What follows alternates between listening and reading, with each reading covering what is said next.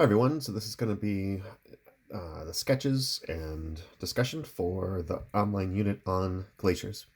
So first we're going to talk about what makes a glacier, then we're going to talk about the two main types of glaciers and kind of zoom into one of those types and look at some different zones within that. Okay, so glaciers have a couple of characteristics about them. One is that they are moving ice, which is pretty weird to think about that they move, but when ice gets thick enough, it actually starts to flow like a really thick, viscous solid. Viscosity is a liquid's resistance to flow. And so a viscous liquid would be very resistant to flow. In kind of everyday life, liquids that are more viscous are things like honey or syrup, maybe tar on a blacktop. Those are pretty viscous, but ice is way more viscous. So it moves, which is something pretty weird. It lasts from year to year. And so what I mean by that is that the ice and snow that accumulates in winter will last throughout the summer, at least some of it will, and then make it to the next year. And so those are the two basic definitions that we're going to work from in terms of what makes a glacier. It's moving and it lasts year to year. So those giant piles of ice that you would see in a parking lot of like a shopping mall or a grocery store around here on a typical winter, those are not glaciers because they don't move and they don't last year to year. All right, so the first one that we're going to talk about are valley or alpine glaciers. Your textbook uses alpine, which is actually, I think, a slightly outdated term. These are glaciers that grow on the sides of mountains. So if we kind of sketch this out, and here's the mountain, well, then the ice and the glacier are up here. And so that's the actual ice right there. And that ice is moving down the mountain. So those are our valley or alpine glacier. The other then kind are the much larger kind, and those are continental. And sometimes those are called ice sheets, and sometimes they're called continental ice sheets, just to be confusing.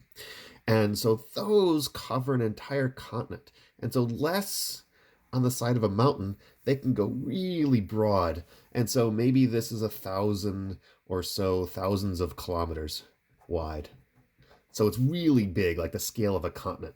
And what happens is that ice starts to pile up in the middle, and it gets to be so thick that the ice just starts to flow off to the side. Just like if you have a flat table, if I have this flat tabletop and I were to pour water on top of here, the water would flow off to the side in all directions because of gravity. Well, same thing.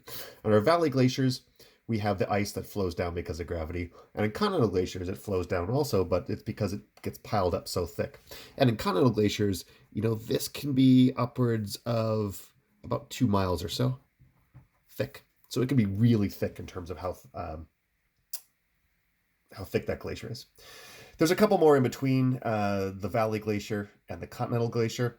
There's different types. There's a Piedmont glacier. There's ice caps.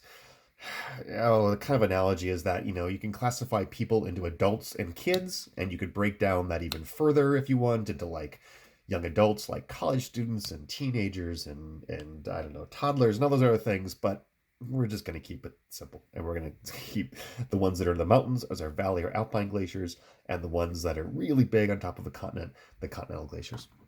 Okay, so we're going to zoom in then to a valley glacier, and we're going to look at the different parts of it. And so a valley glacier then has, let's see here, we've got our mountain. I'm going to draw the mountain a little bit bigger this time. And so if we take our mountain, and then we draw our glacier on top of it. Well, there's going to be a couple different zones that are important to know. And this top one is called the zone of accumulation. And this is the zone where there's more inputs than outputs. So for a glacier, that inputs would be things like ice and snow. So those are gaining in material.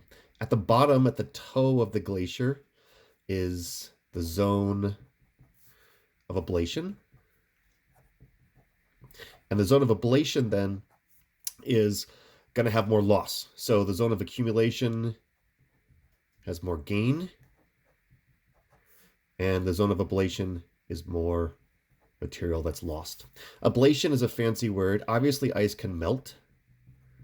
That's pretty straightforward. So when it's warm and sunny, that ice will melt.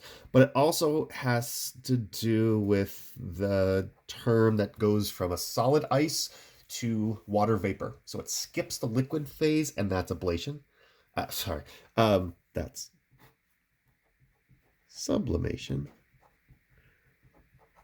So ablation is the combination of melting and sublimation. You put those two together and you get ablation. If you want to think of ablation as just melting, that's okay. So if there's more being gained at the top, and that's basically because it's colder, and there's more being lost at the bottom, and that's basically because it's warmer, then there has to be this balance point. There has to be this spot in the middle that is equal.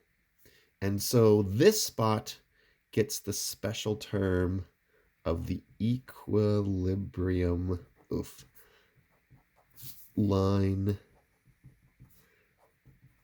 altitude. And that's the balance point.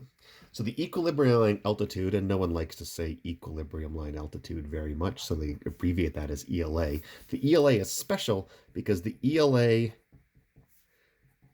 is equal. So it's equal parts, equal amounts gained and lost.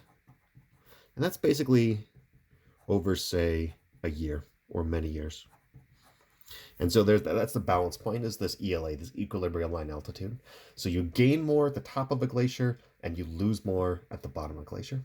And those are the basic types, the zones of a glacier. So we have our two main types, the valley glacier, the continental glacier, and now we have, looking at a valley glacier. A continental glacier will have these zones as well, but they're, I think, a little bit clearer and more easy to understand in a valley glacier, where we have the zone of accumulation at top, where there's more gained in ice and snow in a year, the zone of ablation at the bottom, where there's more lost through melting and sublimation, and the special spot in the middle, this equilibrium line altitude, which are the same. Okay, that's it.